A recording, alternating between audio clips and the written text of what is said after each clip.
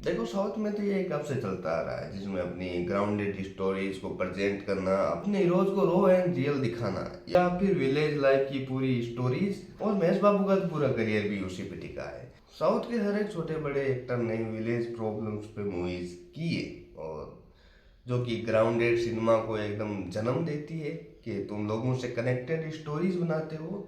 बॉलीवुड में ये ट्रेंड अभी अभी शुरू हुआ है आफ्टर द धुरंधर के बाद, जहाँ पर चीज़ें ग्राउंडेड और अपने परफॉर्मेंस पर कुछ ज़्यादा ही बेहतर नजर आती है लोगों से कनेक्ट होने में। और ये धुरंधर के बाद और भी ज़्यादा बढ़ेगा, क्योंकि जहाँ पर हम सिनेमा की बात करते हैं तो हमने देखा है बॉलीवुड ने हमेशा एनआरआईज के लिए ही मूवी बनाई है, जहाँ जहाँ पे उनके हीरोज और लीड कैरेक्टर हमेशा एक रिच बैकग्राउंड से आते हैं, जिनका बाप बड़ा अमीर है, और इसके पीछे का उनका गोल सीधा सीधा वो साफ साफ था कि फैशन इंडस्ट्रीज को इंट्रोड्यूस करना, जहाँ पे ब्यूटी से लेके बॉडी तक सब प्रमोट किया जाता था। इसलिए वो कभी ऑडियंस से पूरी तरह से कनेक्ट ही नहीं हो पाते थे, या जो भारत की ऑडियंस है उनकी प्रॉब्लम तो बॉलीवुड कभी शो करता ही नहीं था। और दूसरी बात, जो सिनेमा के अंदर जो कनेक्टिविटी होती है उससे बॉलीवुड हमेशा परहेज करता रहा, मगर आज वही रियलिज्म और ग्राउंडेड स्टोरीज जीत रही हैं।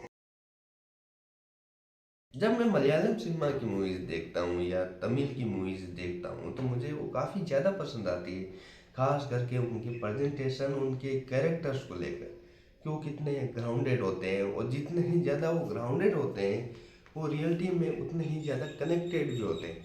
जैसे कि आपने वेट्री मारन की मूवीज़ देखी होगी, विदुथलाई पार्ट 1 या 2, वो कितना ज़्यादा रियल लगता है। और ऐसा नहीं है कि क्लासिक मूवीज के अंदर बॉलीवुड ने रियल आर्ट को प्रेजेंट नहीं किया। आप गैंगो वसेपुर देख सकते हो। देखो भारत की जो ऑडियंस है वो 60 से 70% गाँव से आती है, या फिर जो है वो मिडिल क्लास है, उनकी जेबों में ज़्यादा नोट नहीं होते। जहाँ बॉलीवुड अपने कैरेक्टर्स को हमेशा रिच दिखाता है, वो कभी भी मिडिल क्लास मैन की रियल प्रॉब्लम्स को शो ही नहीं करता। क्योंकि इमोशनल कनेक्शन कितना ज़रूरी होता है किसी भी मूवी के लिए, जिसमें तुम रिसेंटली धुरंधर देख सकते हो, पुष्पा जैसी या फिर केजीएफ जैसी मूवी जीती है। तुमने वायरव की स्पाई यूनिवर्स की मूवीज देखी है, या फिर वायरव की पुरानी मूवी जैसे कि धूम या धूम 2, एक लार्ज एक्शन सीक्वेंसेस या फिर हॉलीवुड टाइप की मूवीज ये बनाते हैं, जिसमें बहुत ज़्यादा एक्शन होता है। वो एक्शन नहीं जॉन विक वाला, वो एक्शन जिसमें चीज़ें उड़ती हुई नजर आती है, ये भी उड़ा दो वो भी उड़ा दो, और वहीं पे चीज़ें फेल होती हुई नजर आती है।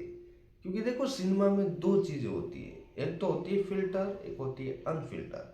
फिल्टर सिनेमा वो सिनेमा है जिसमें चीज़ें ज़्यादा ही फिक्शन चली जाती है, जैसे कि अपने कैरेक्टर्स को हमेशा ऐसे प्रेजेंट करना लाइक ए सुपर हीरो कि वो कुछ भी कर सकते हैं, वो कभी थकते नहीं, जिसमें लोग कनेक्ट ही ना हो। वहीं पे दूसरी तरफ एक सिनेमा और आता है जिसमें कुछ ज्यादा लार्ज एक्शन स्केन्स ना हो, अपनी स्टोरी टेलिंग से और इमोशन से वो लोगों से जुड़ते हैं, और वहीं पे सिनेमा जीतता है। क्योंकि एक अच्छा सिनेमा वही है जो रियलिटी और रियलिटी के फर्क को मिटा दे, जहाँ पर चीज़ें सबसे ज़्यादा ग्राउंडेड रियलिटी से जितनी ज़्यादा जुड़ी होगी, और वो चीज़ें जो कि लोगों से जितनी ज़्यादा कनेक्टेड होगी वही जीतेगी।